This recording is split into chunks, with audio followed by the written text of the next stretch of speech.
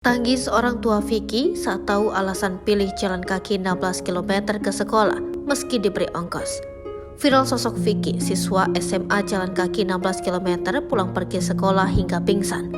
Ternyata orang tua Vicky tak tahu jika dirinya jalan kaki dari Ciputat ke Bojongsari setiap hari. Vicky mengaku kedua orang tuanya sedih karena selama ini hanya tahu Vicky ke sekolah naik angkutan umum. Vicky bercerita, orang tua mulanya tak mengetahui Vicky pulang pergi jalan kaki ke sekolah. Mereka akhirnya tahu setelah videonya viral di media sosial. Mereka mempertanyakan alasan Vicky memilih jalan kaki padahal diberi ongkos setiap hari.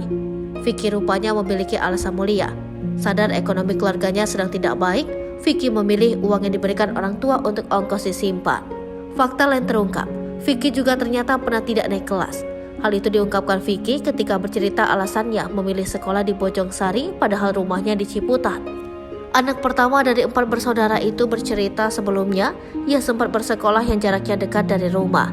Namun kala itu ia tak naik kelas dan terpaksa pindah ke sekolahnya yang sekarang. Selain itu, sekolah terdahulu Vicky memiliki biaya SPP yang lumayan mahal.